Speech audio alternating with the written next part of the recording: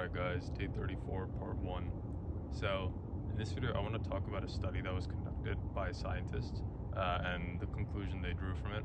The conclusion is a wandering mind is an unhappy mind.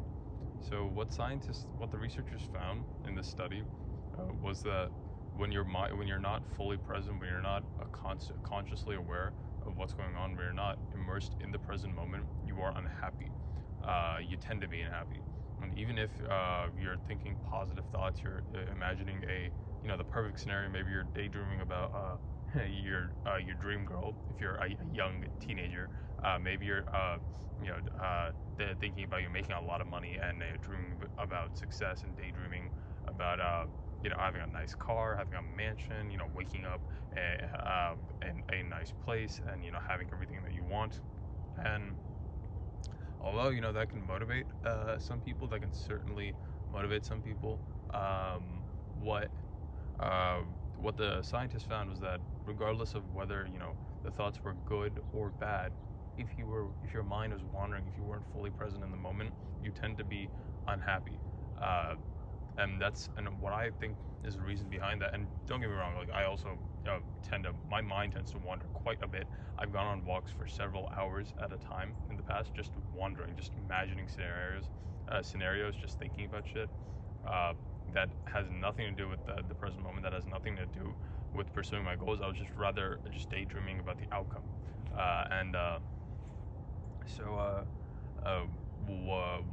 The reason why I think this is true, like why I think a wandering mind is an unhappy mind, is because if you enjoyed your current reality, you wouldn't be trying to escape it by imagining scenarios in your head, by living in your mind.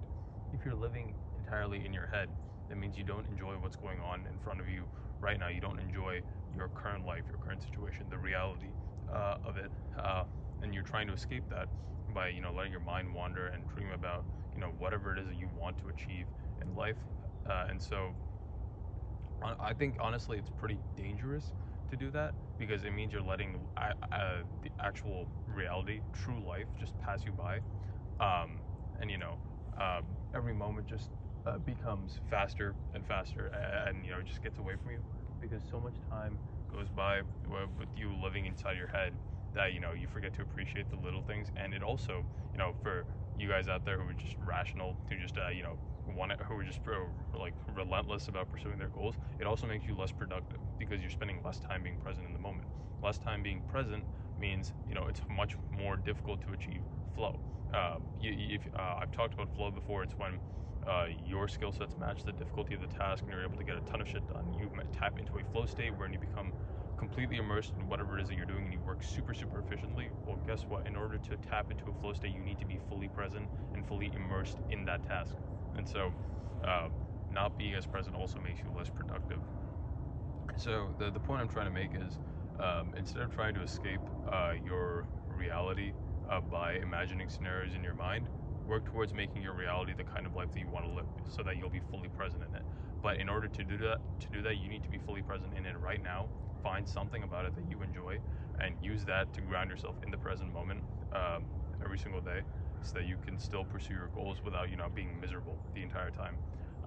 And I know that's much easier said than done. I still have a problem doing it. I'm still working towards being fully present all the time. It's extremely difficult. It's not easy. But if you can at least be consciously aware of that you should be present, that when your mind is wandering, it just means that you're unhappy. If you just default to that and bring yourself back to the present moment every single time your mind wanders, and you just focus on some kind of sensation, maybe like the weather, the temperature.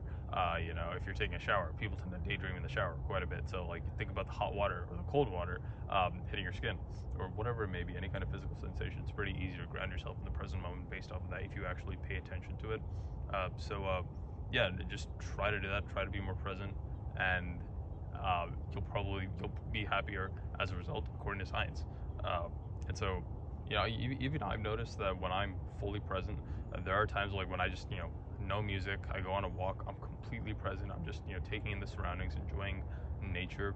And I honestly, like, there are very few moments that I feel happier than that, when I'm doing that, when I'm fully present and just in nature, and taking in the surroundings and whatnot.